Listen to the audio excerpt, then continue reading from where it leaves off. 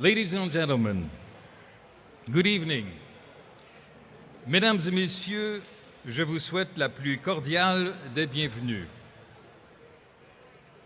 My name is Denis Chagnon, and it is truly a privilege for me to be your Master of Ceremonies today.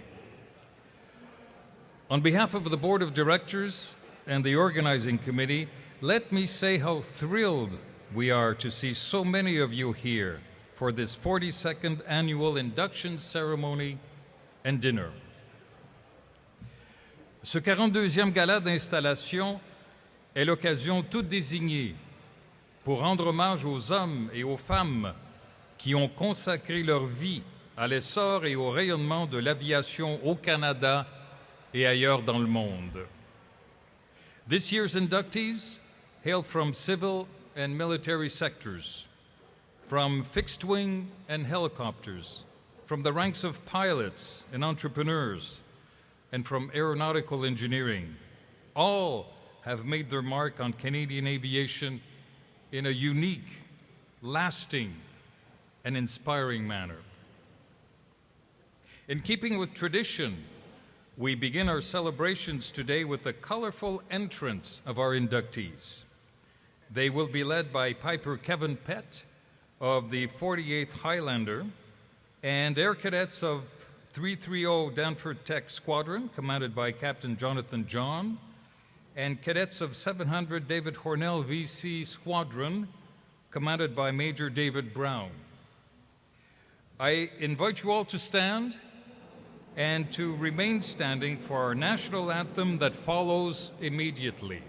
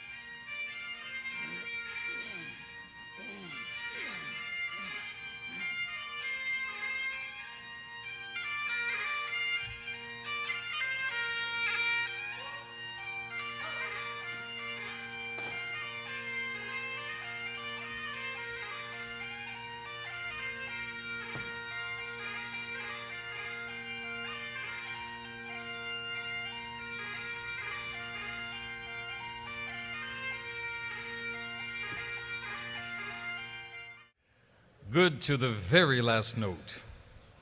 Excellent. Quite thrilling. For some of you this evening, this may be your first encounter with Canada's Aviation Hall of Fame. And so, for old friends and newcomers alike, let me briefly outline who we are and what we do. Simply put, our mission is to honor those individuals and organizations that have made outstanding contributions to aviation and aerospace in Canada, and to collect, preserve, exhibit, and interpret artifacts and documents, thereby inspiring and educating Canadians everywhere. We do so in partnership with the Reynolds Alberta Museum located in Wetaskiwin, Alberta.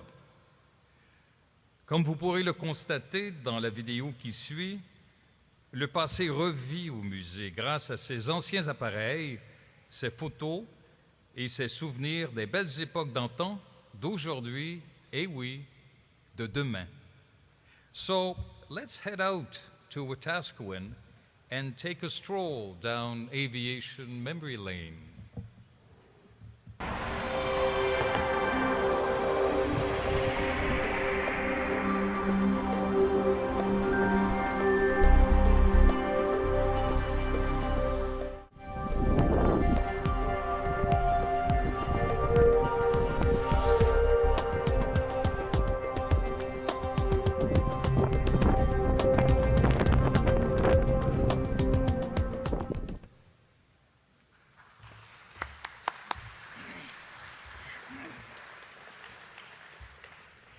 If you haven't been to Wetaskiwin in the museum, I have a few good reasons for you to go.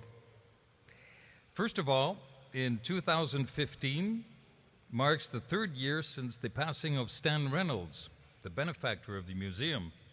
And in 2017, the museum will mark its 25th anniversary. So to celebrate Stan's life and legacy, and to set the stage for the 25 years of the museum, a number of exciting activities are planned for the entire family from now until October 11, 2016.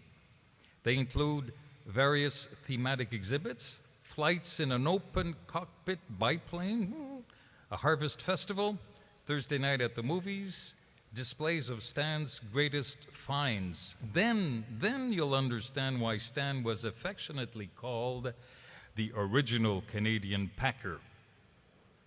That should be picker. He picked everything, everywhere. He saw something, he picked it. There we have it. All good reasons to visit and revisit the home of Canada's Aviation Hall of Fame.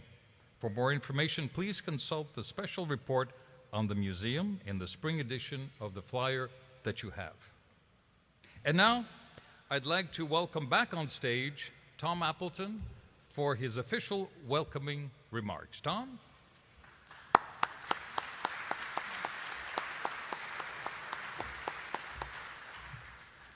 Merci, Denis. Good evening, ladies and gentlemen. Good evening, Toronto. It is indeed a very great pleasure on behalf of the Board of Directors to welcome you to this impressive and beautiful Sky Service Business Aviation Facility for the 42nd Annual Induction Gala of Canada's Aviation Hall of Fame. Je suis très fier de vous souhaiter la bienvenue à notre gala annuel qui reconnaît l'immense contribution des Canadiens et des Canadiennes à l'évolution de l'aviation d'un bout à l'autre de notre grand pays. This evening, the Hall will again present some very worthy candidates for induction as members to our growing roster of individuals, and the Belt of Orion, of course, to an organization which made a very significant contribution to Canada's aviation heritage from a very recent start.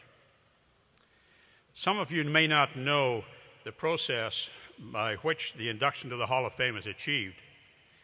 First of all, it depends entirely on people like all of you here tonight, people who feel strongly about the contribution to aviation that has been made by people you know, or you either personally or through other connections, by reputation. People frequently will form a small team to assist in the preparation of a submission for induction to the Hall. It requires considerable effort, energy, and enthusiasm, but we've simplified the process to make it easier and more user-friendly. But if you don't get out there and create a submission for a nominee, it will not happen. Votre participation au processus de nomination est essentielle si nous voulons assurer la croissance et la vitalité du panthéon de l'aviation du Canada dans les années à venir. I should also point out that neither the members of the board nor the staff of the Hall of Fame are permitted to submit applications, nor can they influence decisions of the Nominating Review Committee.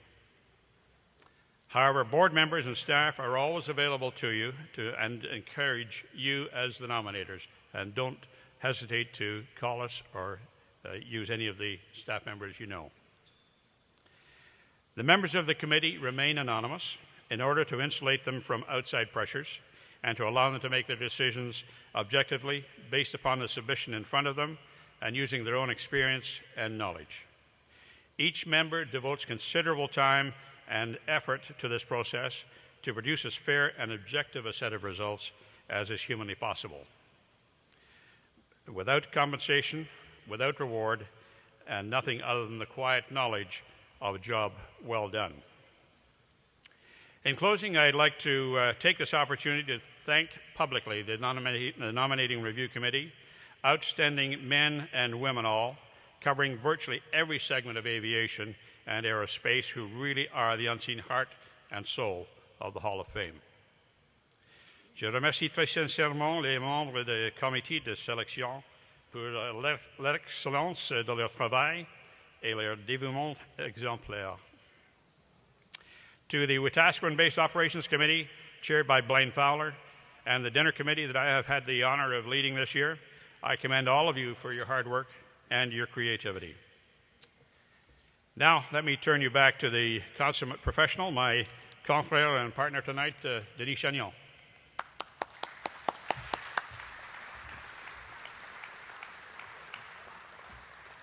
Thank you. Thank you very much, Tom. I'm delighted now to introduce the members of the Hall who are in attendance here this evening. I will call their names in the order in which they were inducted, and I would ask them, along with family and friends accompanying them, to rise and remain standing so we can recognize them. At the same time, I would ask the audience to hold your applause until all names have been read. Russ Bannock, 1983. I like the years. George Neal, 1995. Dick Richmond, also 1995. Byron Cavadias, 1996. Larry Milbury, 2004. Chris Hadfield, 2005. Walter Schmella, 2006. John Creighton, 2011. Dave Williams, 2012. And Victor Bennett, 2013. Ladies and gentlemen, join me in a hearty round of applause for our members of the Hall.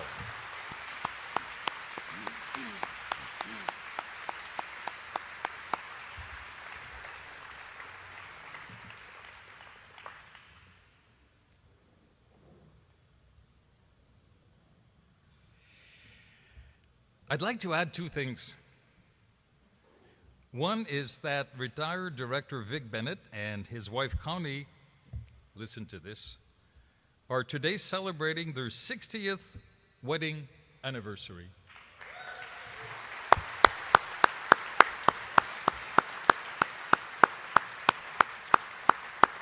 We're so happy that they decided to share this wonderful moment with us. And our roving reporter tells us that they were picked up this morning at 7 a.m. and driven to Oshawa, where Vic was to get a 1-hour flight into Harvard, his first flight into Harvard since 1955. How's that for an anniversary present?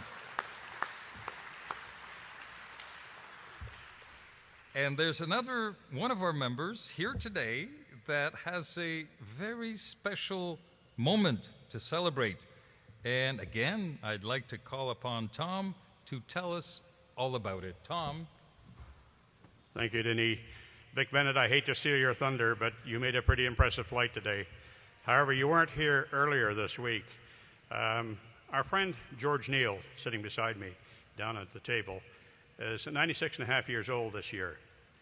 And if you notice that chipmunk sitting over there on the north side, that's his airplane. He's owned it for many years. He flies it, and he flew it here into Toronto on Tuesday. And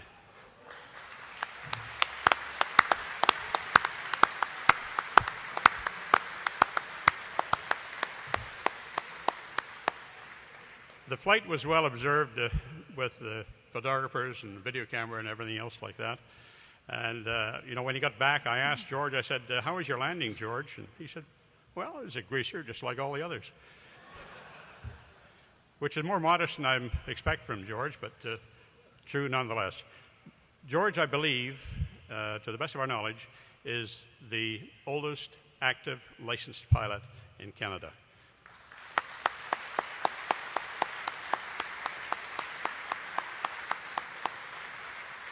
So congratulations from all of us, George. I've known you for 49 years, and you haven't changed one little bit.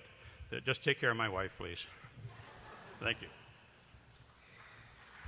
Thanks again, Tom. And congratulations, George, for yet again making history. I'd like to remind our current members to stay behind at the conclusion of the evening for a group photo with our newest members, the old and the new. And we also have family groups or family photos or group photos available for those who'd like them. I was going to say that it'll be just in front of the Snowbirds aircraft, but after listening to Tom, let's make it the Chipmunk. In that corner anyway.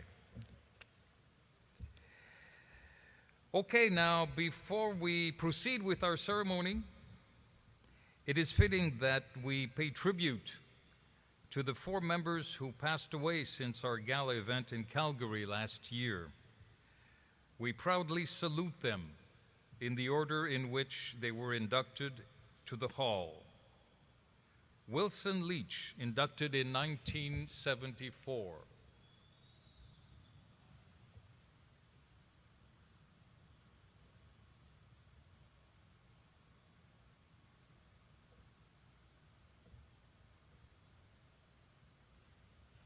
Claude Taylor, 1985.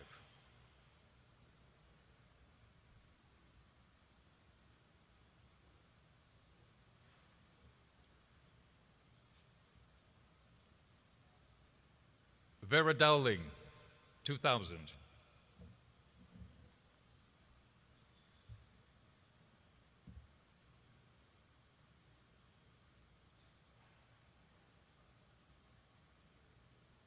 And just last year in Calgary, Robert Engel, 2014.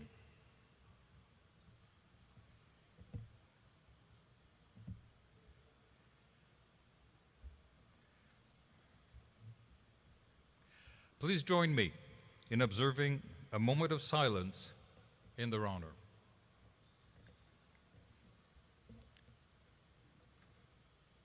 Ladies and gentlemen, before we begin our dinner, I know you're hungry,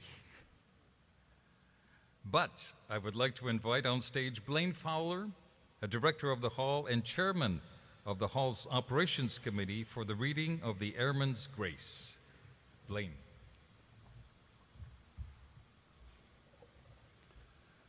Lord of thunderhead and sky, you who placed in man the will to fly, you taught his hand, speed, skill, and grace to soar beyond man's dwelling place.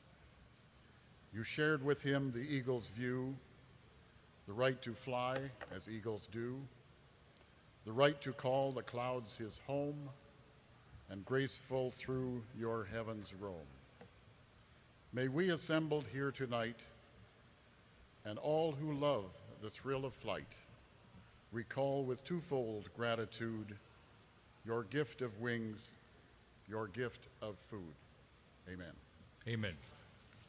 Thank you, Blaine. Okay, so now we enjoy our salad, and we'll be back in a few minutes to introduce the first of our inductees for this evening. Bon appétit. Ladies and gentlemen, we're back. I can see from the lively conversations that the evening is well underway. So in just a few moments, we will introduce our newest inductees and Belt of Orion laureates. They will bring the total membership in the Hall to 220 members and to 21, the number of organizations recognized as recipients of the Belt of Orion Award for Excellence. What is common to all of these aviation and aerospace pioneers are the personal qualities and fundamental principles they displayed and adhered to throughout their careers and their lives in the service of others. Above all, our members were and remain action-oriented. All of this makes for a life well lived, and this is what we celebrate here this evening. And now, our first inductee is Arthur Roy Brown. No? It's coming up. Oh, why not? Why not? Yes.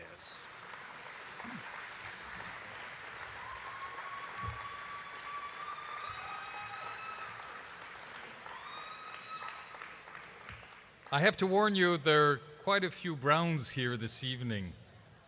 We'll get to that in a minute. As I was saying, his valor on the battlefield, his success in business, and his determination to carry on in the midst of adversity continue to inspire us today.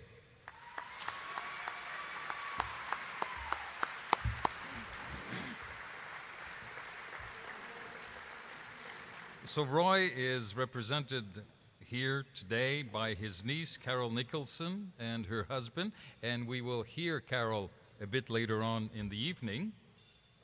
And there are about, I was going to say, at least 24 members and friends representing 3 generations of the Brown family. I think there's more than that now. And I believe you've made your way up from Canada and the United States. So, again, why not sitting down? A nice round hand of applause for Roy. There we go.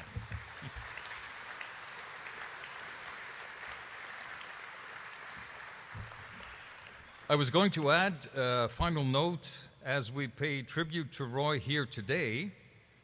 The Carleton Place and District Chamber of Commerce is holding today an open house to celebrate the induction of its native son, and Carleton Place Town Council has proclaimed today, June 4, as Roy Brown Day.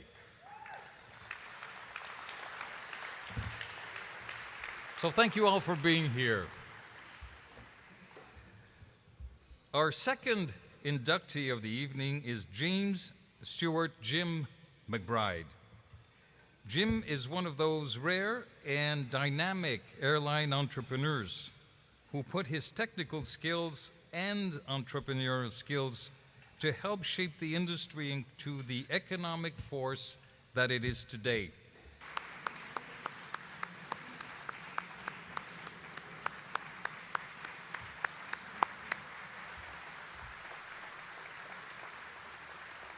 Congratulations, Jim, and we'll see you a bit later, right?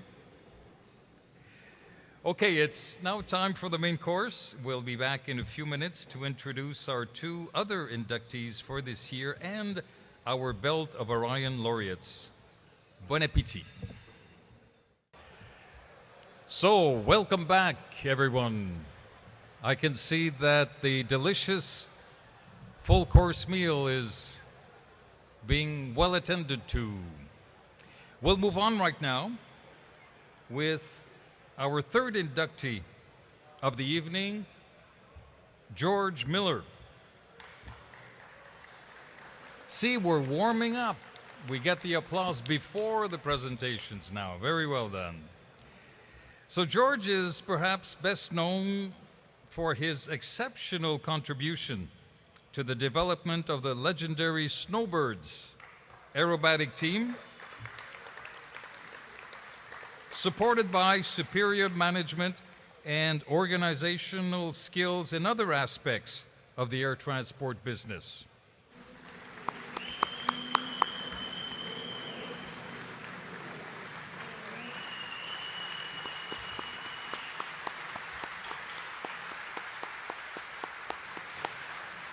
Congratulations, George. Well done, well done. So we now come to the fourth inductee of the evening, Owen Bartley, OB Philp. OB's exemplary war service abroad and leadership positions at home, including recognition as father of the Snowbirds, have earned him some of this country's highest awards.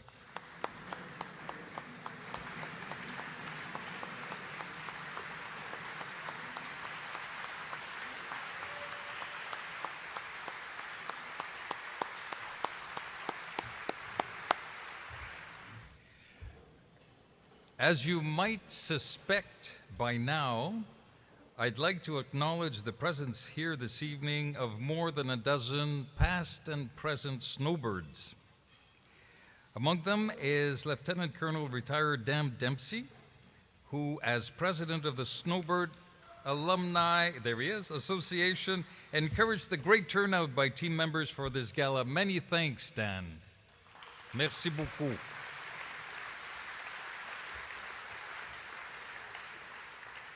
Actually, I believe one of Roy Brown's family, nephew Don Brodeur, is a former snowbird. Where is he?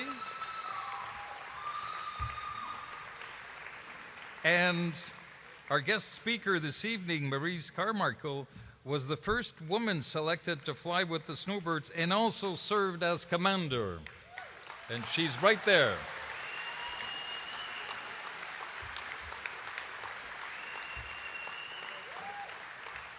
And finally, the Snowbirds 431 Air Demonstration Squadron received the Belt of Orion Award for Excellence in 1994, which brings me to the winners of the 2015 Belt of Orion Award, AeroVelo.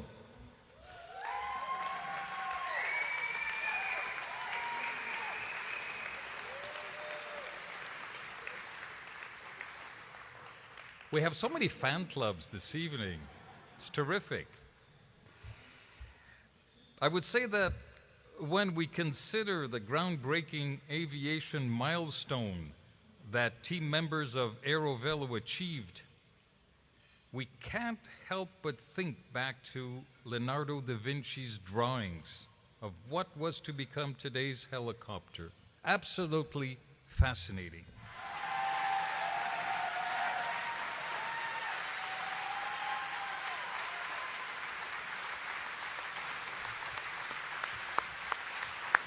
Now, just in case you haven't recognized them, I'd like to ask Todd and Cam to stand again so we can really see you.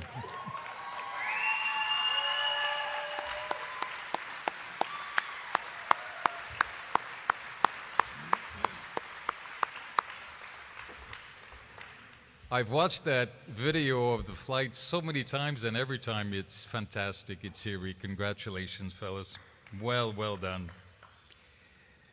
Now, I'd like to add that if the AeroVelo story is often described as one of the most remarkable accomplishments in Canadian aeronautical engineering, we must recognize the role played by the University of Toronto and its Institute for Aerospace Studies in fostering the kind of environment necessary for such an inspiring achievement.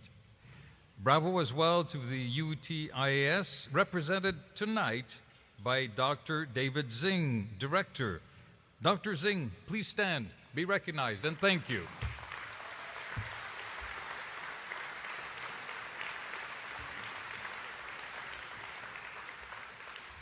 And there we have it, ladies and gentlemen, our 2015 inductees and Belt of Orion winners. What an inspirational group they are. Let's have another hearty round of applause for our newest Hall of Famers.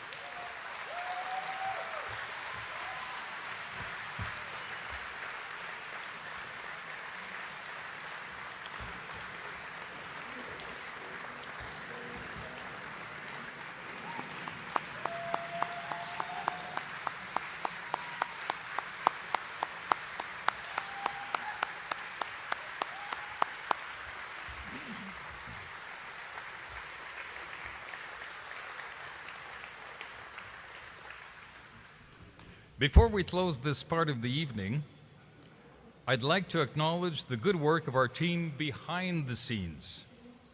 The videos we have just seen and tonight's program book were prepared by John Chalmers, our resident historian at the Hall. Where are you, John? There's John on the right. John would also like to thank the inductees who provided photos and information for the stories in the program book and the videos, as well as validating material throughout the production process. Also working behind the scenes and for whose efforts over the past months this event could not have been held are Blaine Fowler and his dedicated operations committee at the Hall. Another fantastic job.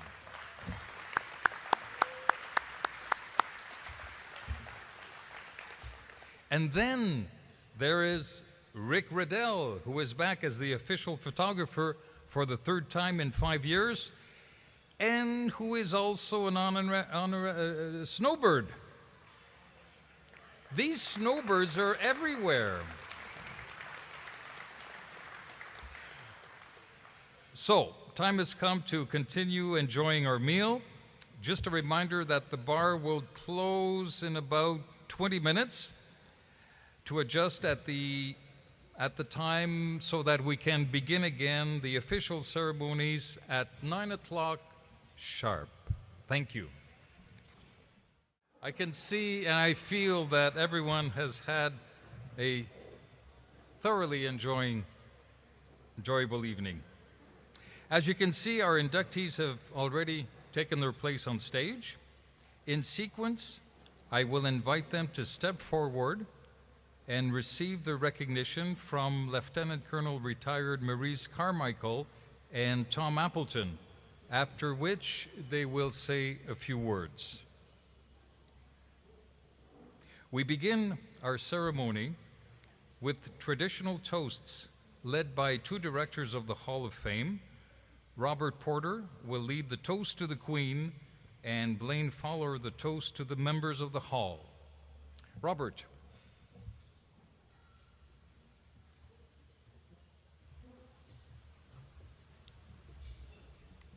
Ladies and gentlemen, for those who are physically able, would you please rise for the toast to the Queen?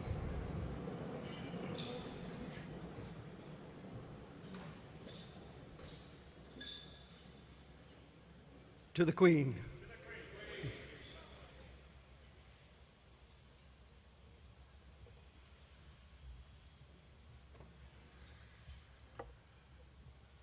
My lords, my ladies, ladies and gentlemen, I propose a toast to existing members of Canada's Aviation Hall of Fame and to those who will be inducted later this evening. To those gallant stalwarts who have toiled in the building of Canadian aviation, to those who have made outstanding contributions to the advancement of our aerospace industry, and to those who have led the way, blazing a trail through footless halls of air. To our members. To our members.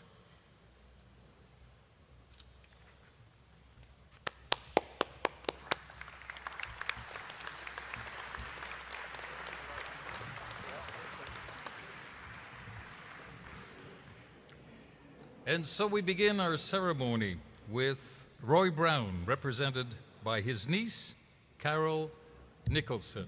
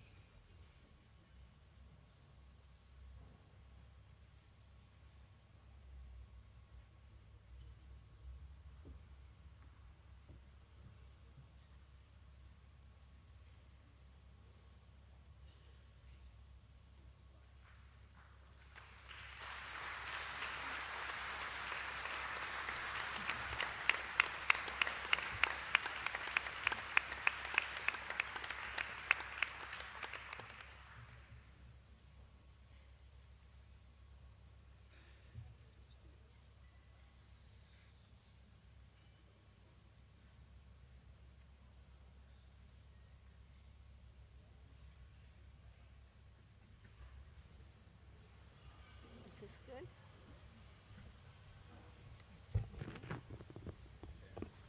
That good? Thank you. Good evening, everyone. On behalf of the Brown family, I am very happy to accept this certificate of Captain A. Roy Brown's induction into the Aviation Hall of Fame. We wish to express our greatest thanks to the voting committee for this tremendous honor and to the nomination committee who put Roy's name forward for consideration. This nomination was the result of the efforts of a group of people in the town of Carleton Place. Two key individuals were retired Lieutenant Commander Ross Beck and former town councillor Rob Probert. As well, there were supporting letters from former Mayor Wendy LeBlanc, Alan Snowy, Scott Reed, and Donald McKay. We thank them very much for their successful submission. Also, we give many thanks to John Chalmers, who has done such a wonderful job presenting Roy's story and video for this evening. There are 3 generations of Roy's relatives and very many supporters here tonight to witness this important occasion. It seems fitting that he be inducted alongside members of the Snowbirds, as those who flew airplanes in the First World War became quick masters of aerobatics and formation. I am Roy's niece. My father was Howard Morton Brown, the younger brother of Roy by 10 years. I had never met Roy as he died when I was very young, but my father, who lived to be 96, had a great interest in history and the family and saved all of Roy's letters from the war years. I would also like to mention the late Alan Bennett, who wrote a very detailed 2-volume book, Captain Roy Brown, A True Story of the Great War, 1914 to 18, including chapters by Roy's daughter, Marg Harmon, and information from Wap May's son, Denny. Alan went to great lengths to get Roy's story accurate because so much that had been written in the past was just not correct. A few years ago, the Roy and Brown Society was formed in Carleton Place. It developed as a result of visits by Marg Harmon. Rob Probert heard of her desire to transfer some family items relevant to her father to Carleton Place, but there was no real center for these, so the Roy Brown Society was formed. The oldest house in Carleton Place was rebuilt and became the Roy Brown Museum. The town also commissioned a large mural depicting the famous dogfight with Manfred von Richthofen. Marg would have been so proud of her father on this occasion, but sadly she died 3 years ago. There is a young lady here tonight who must be given recognition. She is 11-year-old Nadine Carter, a grade 6 student in Stouffville, Ontario, where Roy lived in retirement. Earlier this year, she was doing a school project about her town and found out that Roy Brown was listed as a notable resident. She tried to find out who this Roy Brown was and why he was considered to be notable. She couldn't find any information locally, but through research, she discovered that Roy and his wife Edith were buried in the Toronto Necropolis Cemetery. No one in the family knew where they had been interred. Nadine thought at least his burial site should be marked and the town should recognize him. So she contacted the mayor, her MP, Paul Calandra, had interviews with 3 newspapers, and gave a speech to the town council. Paul Calandra spoke of her efforts in Parliament, suggesting a plaque be erected in Stouffville and a marker at the cemetery. With help from Chuck Rolfe, a member of the Roy Brown Society, and members of the Last Post Fund, she was successful, and soon there will be a marker for Roy at the cemetery. At only 11 years old, this girl is amazing for all that she has accomplished in just a few months. It is wonderful to see young people today keeping the memory of our veterans alive and Nadine's interest in learning about her town. Her parents, Chantel and Dave, and her uncle, Michael Bennett, have been very supportive of her. Would they please stand and be recognized and thanked for all their work?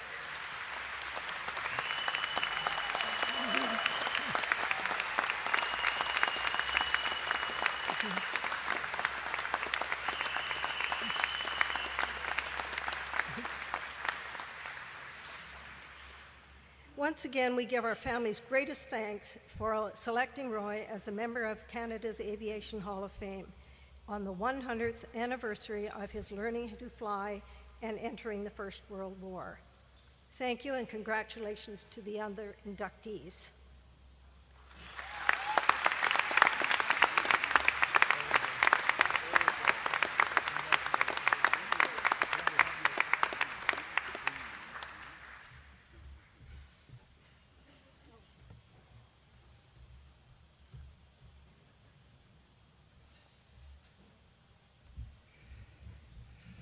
And so our second inductee is Jim McBride. Jim, it's up to you.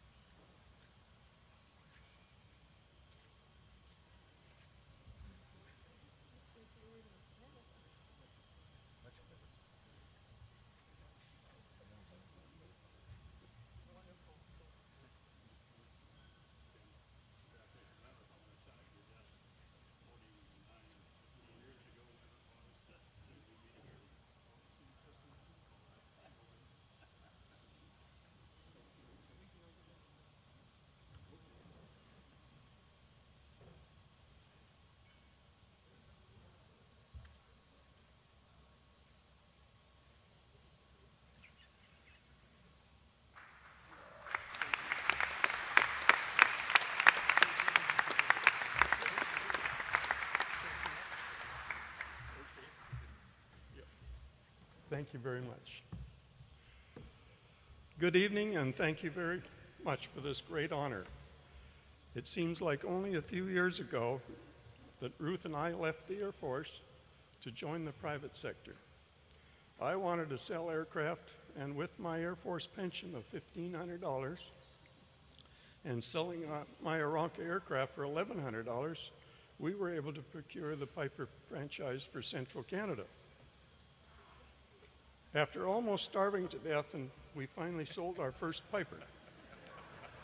The sale has a great meaning for me, as the person who picked up this aircraft was Don Watson, at the time coming from Kenora, Ontario.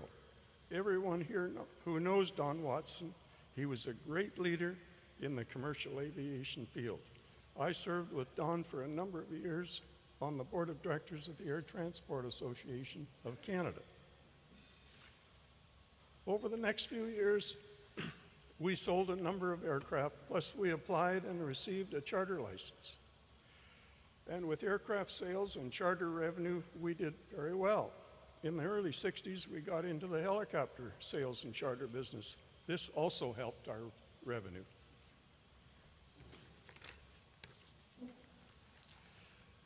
In the early 1960s, the Toronto Dominion Bank opened a branch at the Winnipeg Airport, and Dan McDougall was the manager. After months of asking for our business, he finally said, "What will it take to get your business?" I said, "We need 50,000 operating and we need 75,000 long term." And he said, "Can we meet this evening at the hangar at 8 p.m.? "That's great," I said. Dan showed up with the vice president of the bank, and we went through our operation, and the VP said, "Let's meet in your office." And the first thing he said, "You didn't ask for enough money." I couldn't believe it.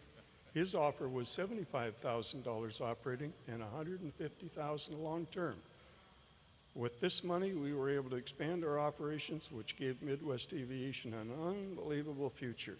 Within 3 years, our operating account at the TD Bank was well over $1 million. One day, Dan McDougall walked into my office and said, "I would like to come to work for you." I said, that could be great, but you realize we would lose our account with the TD Bank." He said, "Don't worry, I've already checked with the bank and it's okay." So I hired Dan as vice president. That worked out to be a great asset with his strong financial knowledge. Dan was a great help in the growth of Midwest, and to this day he remains a close personal friend. In 1969, Midwest and Transair, the regional carrier, merged, making a combined fleet of 80 aircraft, including 16 helicopters and just under 700 employees. Transair was awarded the Winnipeg-Toronto route with 2 Boeing 737s added to the fleet. Over the years, I have been blessed to have worked with some of the best people in the aviation field. Some of them are here with us tonight. I feel very honored. My wife, Ruth, has been by my side since the beginning. and has helped with her accounting background as we have been together for over 63 years. That's not bad.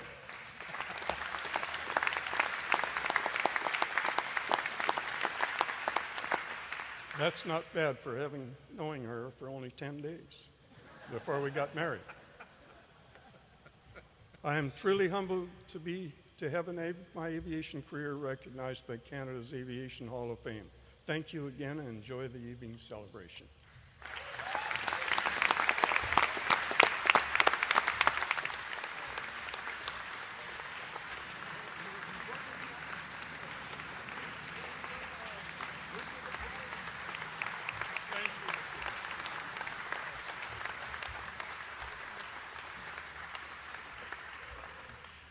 Congratulations, George. Jim, I should say. We're moving on. We're moving on to George. George Miller, ladies and gentlemen.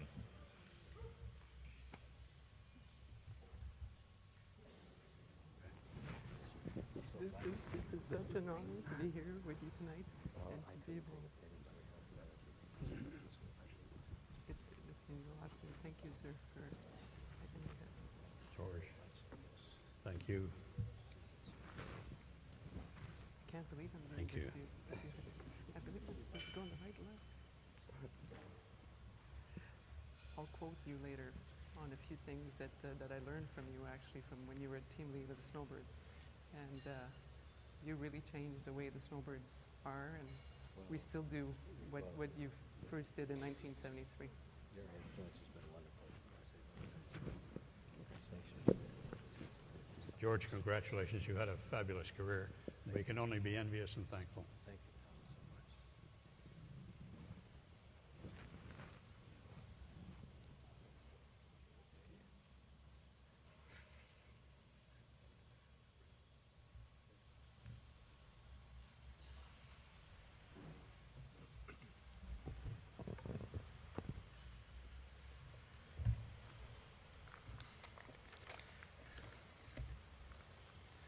Well, directors of the and members of the hall, special guests, which you all are, a few months ago, I would not have dreamt of receiving this honor, as it was so beyond my imagination, truly.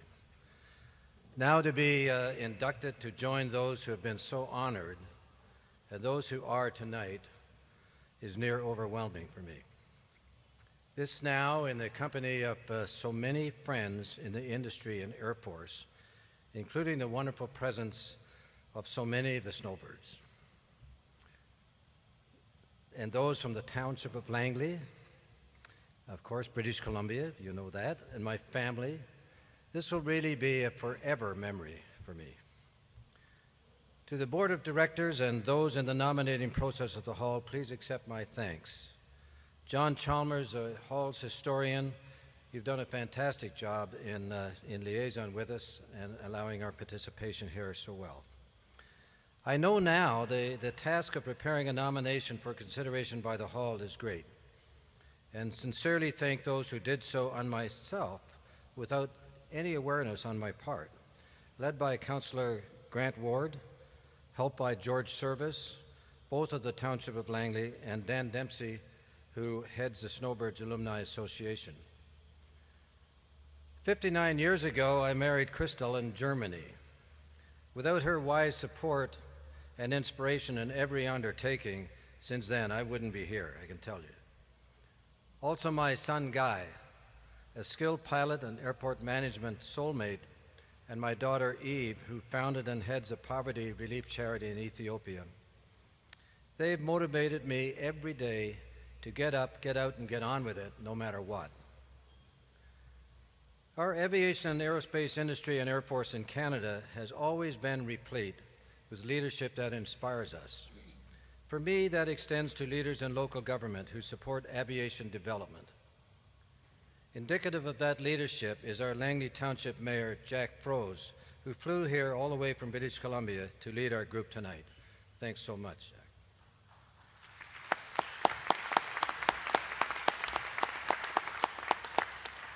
When I look back at growing up in the RCAF, and not through rose-colored glasses, Why was early squadron life so great despite a terrible peacetime safety record in the early 50s when I joined? The difference, I'm convinced, was that pervasive sense of operational excitement and mission, a legacy from World War II and carried over to the Cold War. For the pilot and airman on the line who I had such warranted trust in, the squadron and mess was like home, and one's leader supported him as a natural instinct. In my background, I can't think of no greater leader than one I am so honored to be inducted with this evening, Group Captain Obi Philp. To give you an example of his character of command, he was my 434 Squadron Commander on CF 104 Starfighters on my second tour in Germany in 1965. On returning to land one day, I could get the main landing gear down, but despite every effort, not the nose wheel. In a starfighter, this was a rather dire situation. Obi, alerted of my plight in his office, rushed to the control tower, confirmed visually that my nose wheel was not down, and knowing the possible outcome of a landing, transmitted to me using my first name. George, this is Wing Commander Philp. If your preferred choice is not to risk a landing, you have my authority to eject. Later, I learned that when a more senior officer present did not agree with his transmission, he picked up the mic and said it exactly again. I subsequently got the nose wheel down with a hard bounce on the runway, but Obi's putting himself on the line for me created a terrific bond and loyalty to him. As base commander at Moose Jaw in 1973, he invited me to leave Germany to join him there and lead the Snowbirds. I leaped at the chance and will always remember the amazing support and trust he extended to me. Finally, in aviation, I saw times of celebration and times of profound sorrow. In post-war operations and Cold War flying, when jets were new and we expanded so quickly in NATO, we lost so many young pilots in accidents. 111 on Sabres and 37 on Starfighters alone. I remember many as flying mates, but also for the lessons learned from their accidents. I owe them a lot, and I am glad that their names are now included in the 7th Book of Remembrance in the Memorial Chamber of the Peace Tower on Parliament Hill. The person recognized as primarily responsible for inclusion of those names through promotional efforts and dozens of letters is Wing Commander Sid Burrows, who's with us this evening. Sid, please stand up and be recognized. Thank you. Again, ladies and gentlemen in the hall, thank you so much for this honor. Thank you.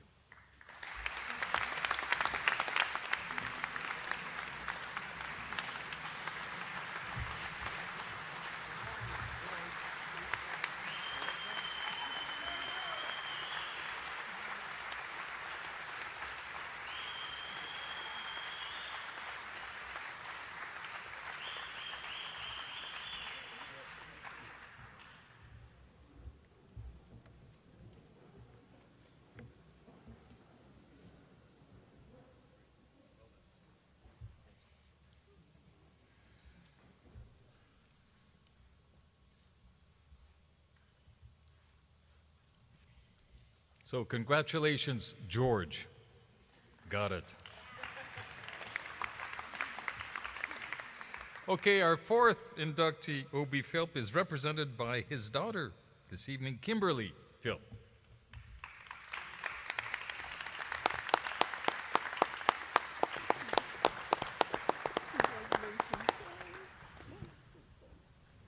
Thank you. One of the things is I never got to meet your dad. I wish I could have been there and meet him because he was such an important man to Canadian aviation. He inspired so many of us, including myself, my husband, and I will be forever grateful to him for that. Congratulations. Please accept this as an indication of the appreciation of his peers and others at all. We very much remember Obi Philp and his, what he's done for Canada. Thank you.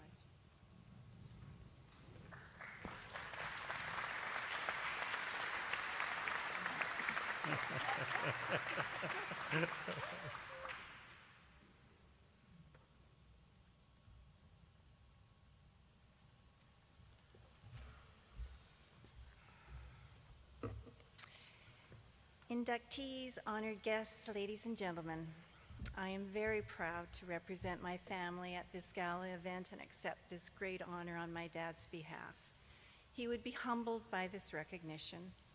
It validates the choices he made during his career, choices that weren't always popular, and choices that would take him away from his family for extended periods of time.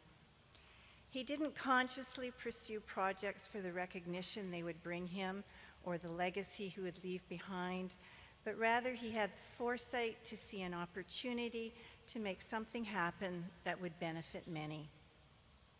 In preparation for this evening, I was asked to provide material for John Chalmers to use in his excellent video and print presentations, a reasonable request, but in my dad's case, a rather daunting one, as he kept everything.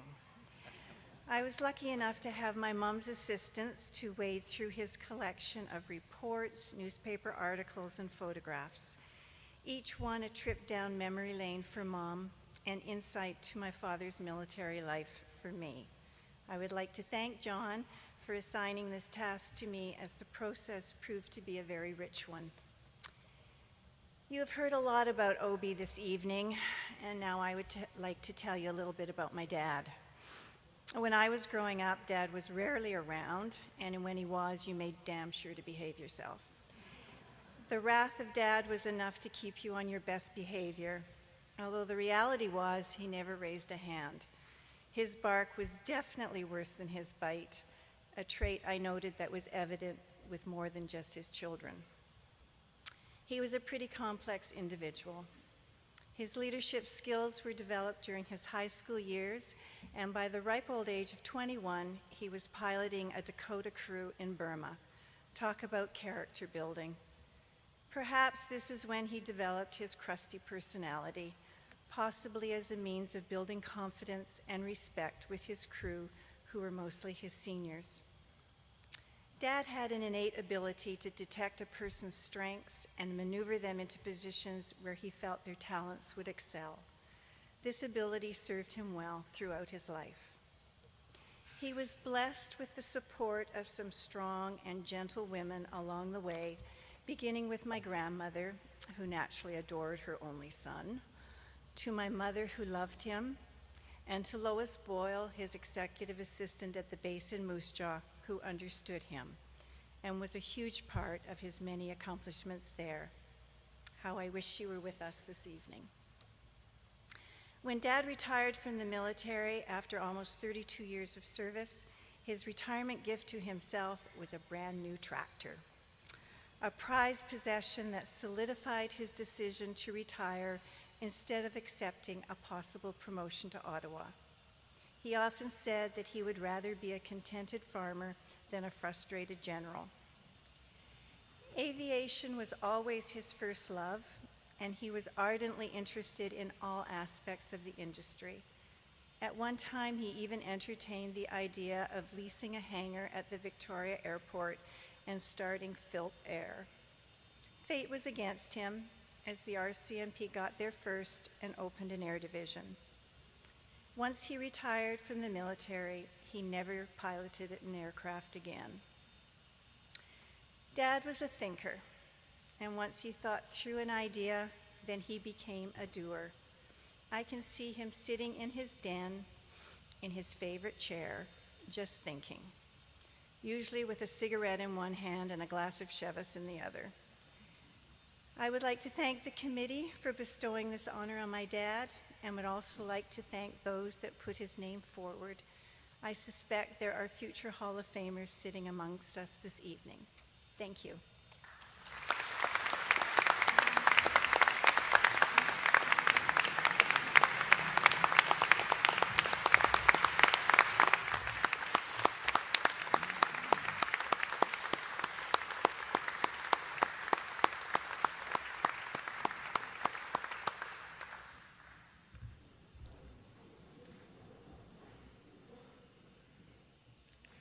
We now turn to the Belt of Orion laureates, Todd Reichert and Cameron Robertson for AeroVelo. And I would say that also taking part in the presentation to Todd and Cameron is Ben Hine Ben is chair of the Human-Powered Helicopter Committee of the American Helicopter Society International and also Sikorsky's senior engineer on the Sikorsky Prize program. Gentlemen. We'll miss you.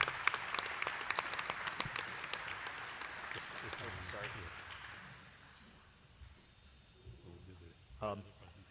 Oh, sorry. Sorry. We should make the presentation first. I think it's appropriate. Well, congratulations, gentlemen. As you've heard many times tonight, your achievement is absolutely stunning. And Canada is very proud of you.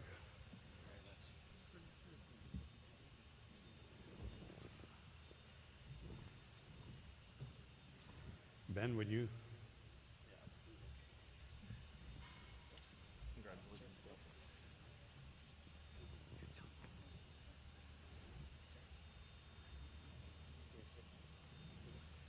There we go. No, I'll let aside.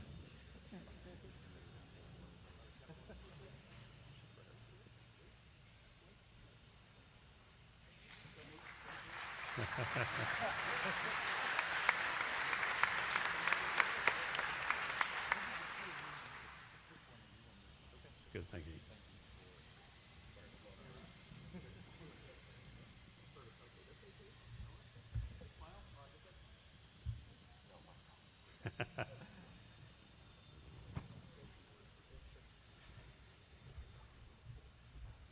Finally, good evening. I'm proud to be standing here today congratulating Todd and Cameron and the AeroVelo Atlas team for their remarkable achievements. In more than one way, men and women of their team have rewritten history. In aviation history, certain truths hold true. No one does anything by themselves, nothing ever goes according to plan, and the big guys always win. But not this time. The conception, refinement, and flight of the Atlas helicopter under the power and leadership of Todd and Cameron of the human-powered helicopter represented the culmination of the AHS Sikorsky Prize after 33 years laying dormant. We had set out to inspire the next generation of engineers with that pioneering spirit, but it was actually you guys who accomplished this. On behalf of the American Helicopter Society and the Sikorsky Aircraft Corporation, please receive our deepest respect as you are bestowed with this great honor from the Canadian Aviation Hall of Fame.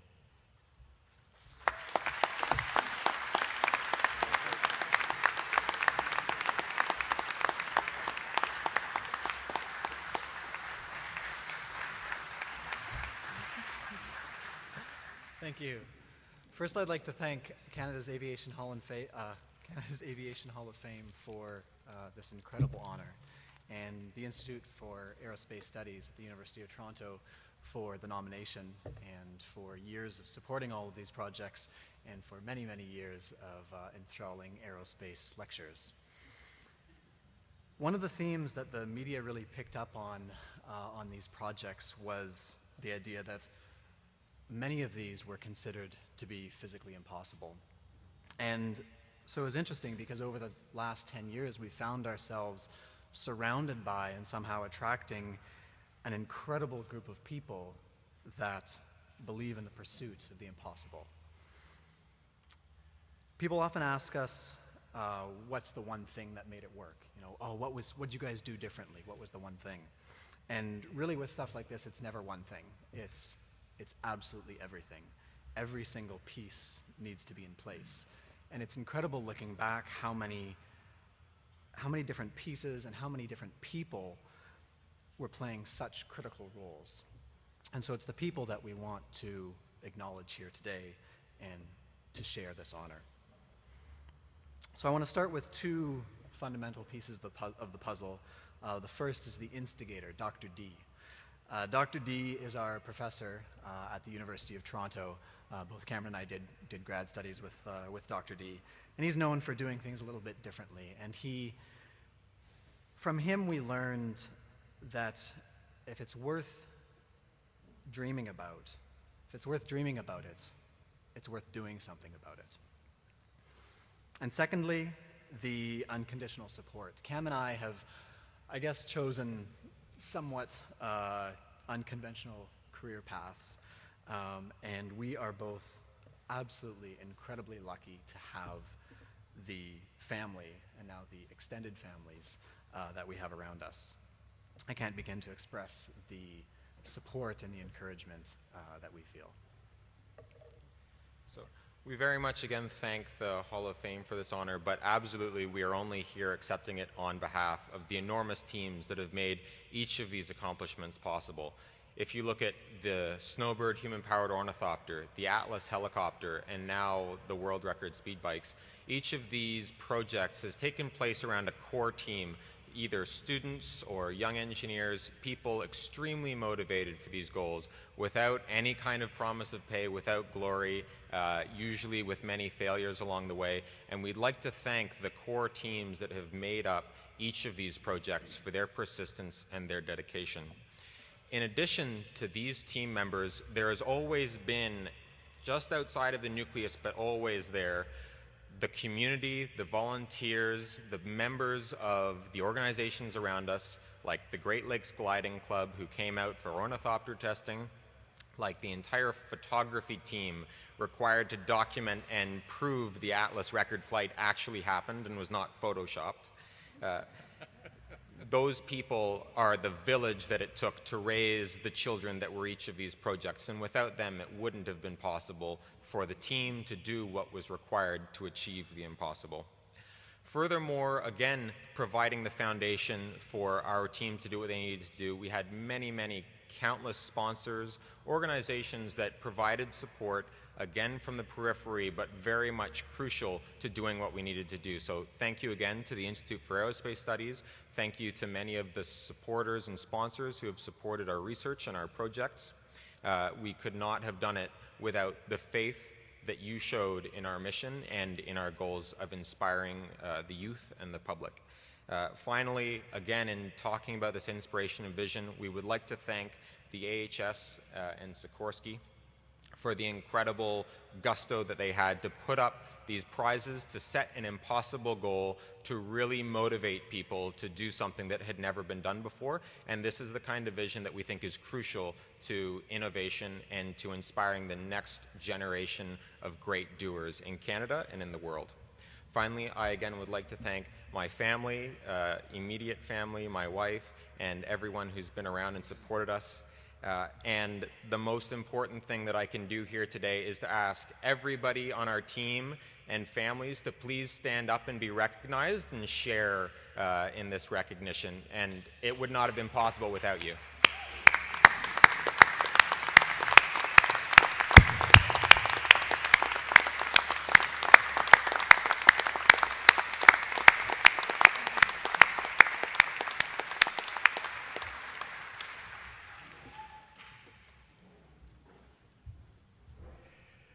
Thank you, Todd and Cam.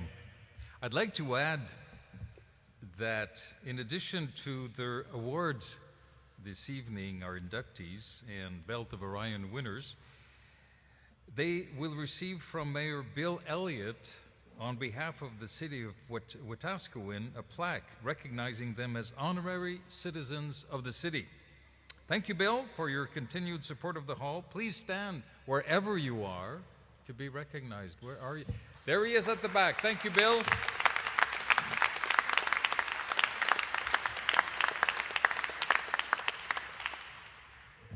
And now we're extremely proud to have as our guest speaker this evening, Lieutenant Colonel retired Maryse Carmichael. Maryse Carmichael has always been fascinated by aviation. À l'âge de 6 ans, lors d'un spectacle aérien à Bagotville, elle se souvient d'avoir été fascinée par la précision des manœuvres et la discipline des pilotes. She followed in her 3 brothers' footsteps and joined the Royal Canadian Air Cadets with 630 Squadron in Quebec City, where she was born. She had a single goal in mind: to fly. At age 16, she realized her dream and was awarded scholarships for both her glider and private pilot wings. Maryse continued her aviation adventures as a military pilot, joining the RCAF Royal in 1990. Over her 22-year career, she accumulated nearly 3,500 hours on three main aircraft types: the Tudor, jet trainer, the Challenger, VIP jet transport aircraft, and the Hercules tactical airlift transport plane. In November 2000, Maryse made history when she was selected, after a grueling competition, to fly with 431 Air Demonstration Squadron, the Canadian Forces Snowbirds. She was the Snowbirds' first female pilot and the first female pilot in the world to fly with a jet demonstration team.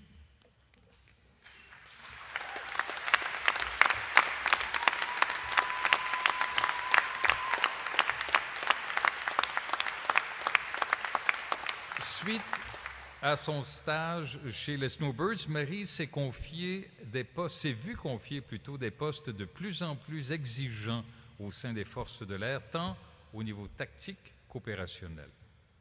Following various other assignments, Maryse was appointed in May 2010 as the commanding officer of the Snowbirds, another world's first for a female aviator.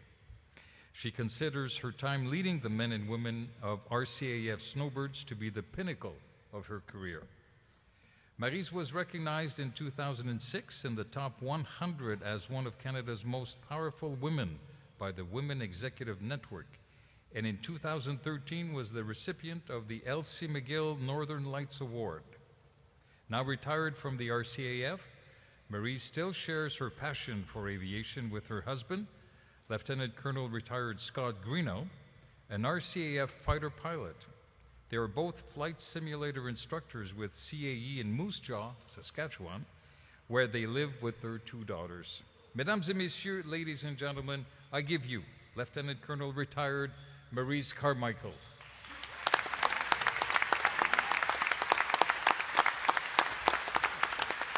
Thank you. Mr. Tom Appleton, Interim Chair of the Board, Canada's Aviation Hall of Fame. Distinguished members of the Hall of Fame, new inductees, ladies and gentlemen, if you allow me before I start tonight, I would like to mention two people that are in this room that are significant, because one of them is the commanding officer that followed me with 431 and Demonstration Squadron, and he is the one that brought the Tudor in yesterday, all the way 4 hops from Moose Jaw, stopping in Winnipeg, in Sault Ste. Marie, Thunder Bay, Sault Ste. Marie, and then here finally. So Lieutenant Colonel Chris England and the Squadron Chief Alan Blakeney.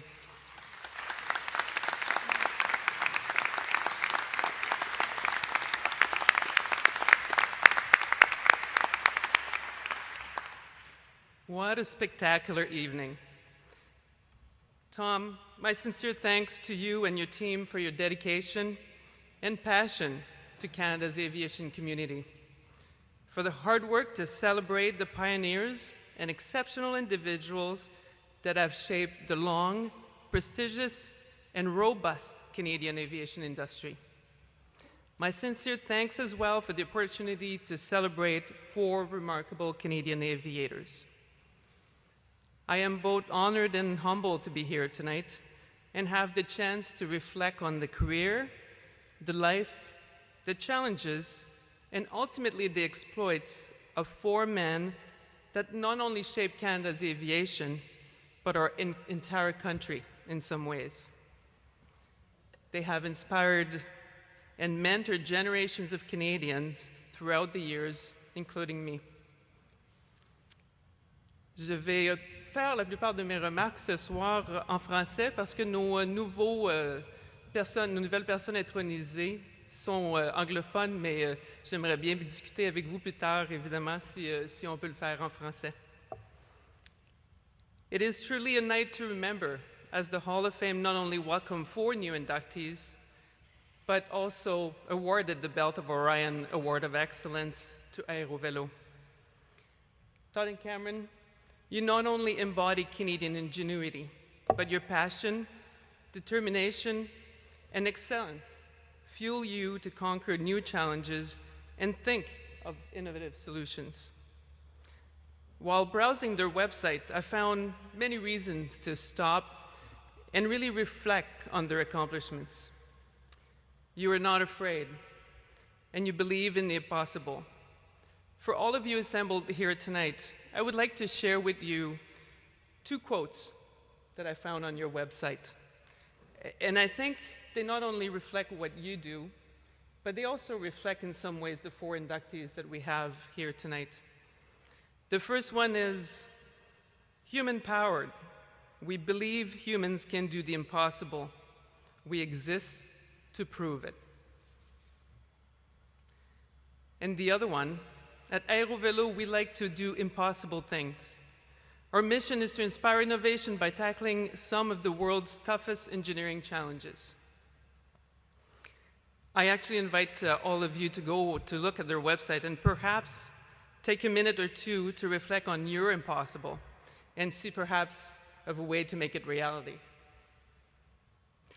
I certainly know what my impossible was back in December 2000. I had just made the team a few weeks prior, and in typical military fashion, and perhaps as well a little bit because of Colonel Miller, that's over there, and because of his early molding and shaping of the squadron, my first trip as a brand new wingman with the Snowbirds was lesson 1 on how to fly formation inverted. More about flying formation inverted in a second, but let me explain to you why I say that it's because of Colonel Miller. The Snowbirds typically take 6 months to prepare for their show season. During the 6 winter months, from November to April, they select new pilots, they learn to fly in large formation, they learn to fly low-level aerobatics, they learn to interact with the media. But in 1973, Colonel Miller, your first challenge was to form a team and to go from pilot selection to the very first show in 7 weeks. In your words that I was able to find out, you said, "We wasted absolutely no time. I decided to assign team positions based on 1 interview, 1 formation trip, and intuition." The same philosophy of wasting absolutely no time remains with the squadron today. And it's certainly the reason I attacked my impossible of learning to fly inverted formation on trip number 1 with the Snowbirds. I think my friend and colleague, Major Wayne Mott, who was the other new pilot in the fall of 2000 with the Snowbirds, and recently a team lead in 2012-2013, perhaps put our emotions actually best into words. As him and I sat in the barracks in Moose Jaw in December 2010, watching Charlie Brown Christmas Special, 10 days after our selection to the team, and as we were battling the intricacies of learning a new skill, 20 seconds at a time. And for those of you that haven't flown, I know a lot of people here have flown the Tudor, but for those of you that haven't flown the Tudor, you have to know that you can only fly in negative G condition for 20 seconds. So here we are learning to fly inverted 20 seconds at a time. So Smiley and I are having a glass of wine and watching Charlie Brown Christmas Special.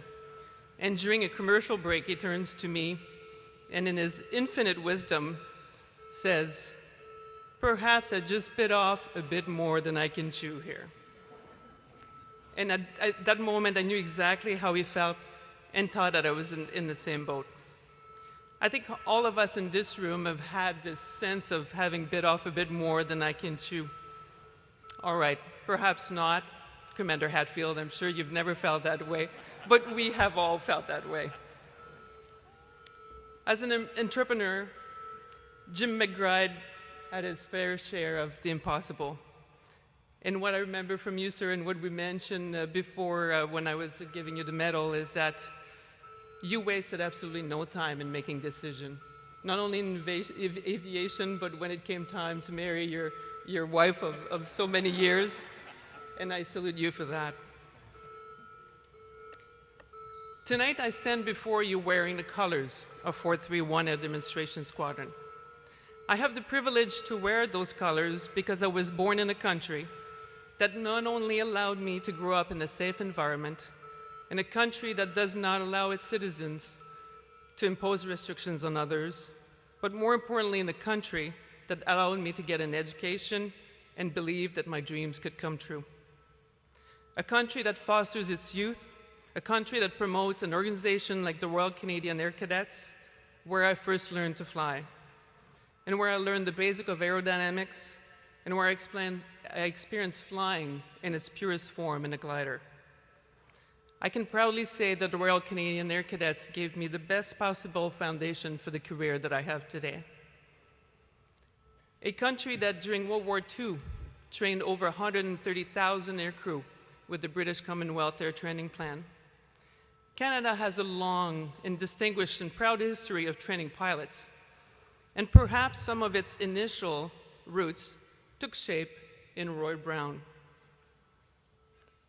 who, of course, as we heard tonight, it brought down the Red Baron, but he was also a terrific combat leader, ensuring that each and every wingman he had under his wing returned home safely from combat missions. This is no small feat if we think that at the start of World War I, the airplane was barely a decade old, and where training was as dangerous as combat. Airplanes were made of skin, wood, and canvas. Pilots often had less than 15 hours of training prior to entering combat, and lasted on average just 11 days. More than half of the pilots that died during World War I were killed during training missions. But Captain Brown's crew had a different story. Possessing the traits of an accomplished leader, Roy Brown trained his wingmen to ensure their chances of survival. They were led by a man who was knowledgeable, approachable, and humble. Perhaps the very same qualities that today's Air Force looks for in their fighter weapons instructor. Two of the inductees tonight, of course, are, for real obvious reason, near and dear to my heart. The very first time I saw the Canadian Forces Snowbirds perform was, as was mentioned earlier tonight, at the Bagotville Air Show. On that beautiful day, my parents drove my three brothers and I to the Bagotville Air Show, and this is where I saw for the first time formation flying, and I saw the team. And I have to give you a little bit of inside knowledge here about the Snowbirds, and we have a lot of ex-members that are here. But within the formation itself of the 9 pilots, there's quite a good rivalry that goes on between all of us. I was an inner pilot as number 2 and number 3. But there's especially quite the rivalry with the solos, and I know we have some solos, ex-solos here tonight. We have Don Brother and Dan and Yogi that are here. And to the great despair of the pilot that I am now and to the inner pilot that I was, the first thing I remember of the Snowbirds is the solos head-on crosses. So perhaps it was one of you gentlemen that was there in Bagotville doing those head-on crosses, but that's what I remember. The precision of the flying and just the fact that you were there to really entertain the crowd. And not only entertain the crowd, but to display the skills and the professionalism and the teamwork of all the men and women of the Canadian Forces. Colonel Philp had a vision, not only a personal one, but a vision for Canada. His tenacity and perseverance led to the creation of Canada's aerobatic team, and in turn inspired thousands of Canadians to join the Canadian Armed Forces, including my husband and I. Tonight has been a wonderful celebration of careers and lives, but I cannot conclude my remarks this evening without talking about one more person. From my research, as well as the short time and the short moment I spent with her tonight, I can see in this young lady some personal traits so closely related to her inductees: passion, determination, ingenuity, brilliant mind. Nadine Carter, you're an exceptional young lady. You brilliantly represent Canada's future. When I see you and some of the Air Cadets that are here tonight, I know that Canada's future is in good hands. Nadine, thank you for your unparalleled devotion and hard work to ensure that the memory of Captain Brown is not forgotten in your hometown of Stouffville. Ladies and gentlemen, it has truly been my pleasure to be here with you tonight to celebrate and other chapters of Canada's aviation history. Again, my sincere appreciation to the Board of Canada's Aviation Hall of Fame for inviting me to share with you this evening, and for your dedication, for the board's dedication and hard work to successfully recognize Canada's aviation leaders. Thank you.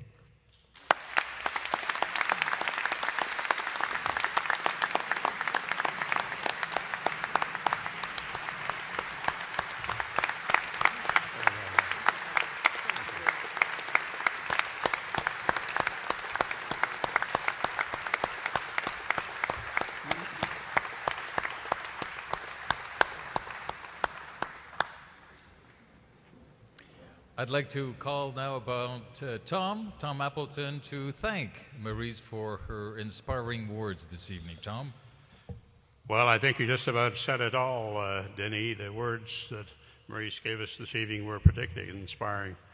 And it was also helpful for, I think, all of us to have a lesson on how to handle surprises like doors opening with hooters. There's nothing like just hanging in there, turning up the volume, and keep on going. Well done, Maryse. We apologize for that. But on the other side of the coin, I really must mention for a second the Sky Service team here who've supported us this evening. Fantastic job. So we really do thank you all. Great facility.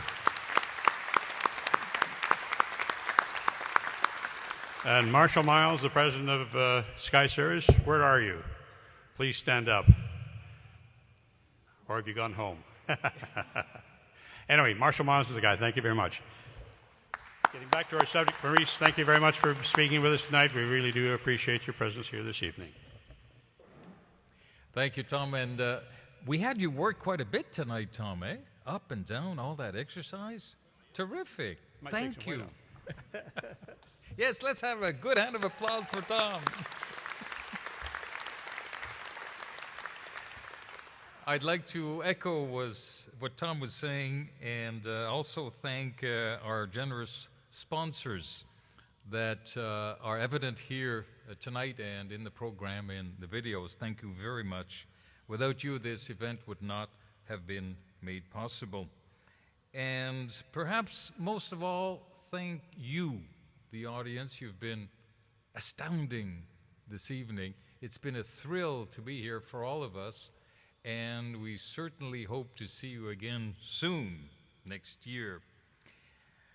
Before we leave, a reminder that the photo session will be held right at the back here. For those returning to the hotel by bus, please check the schedule at the back, and don't worry, no one will be left behind.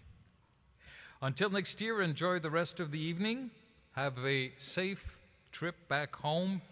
And finally, let's join in a final hoorah for our Hall of Famers today, 2015.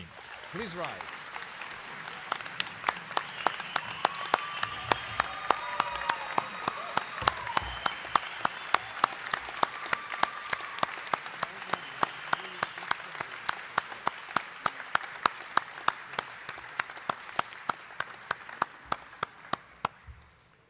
Have a good evening. See you soon.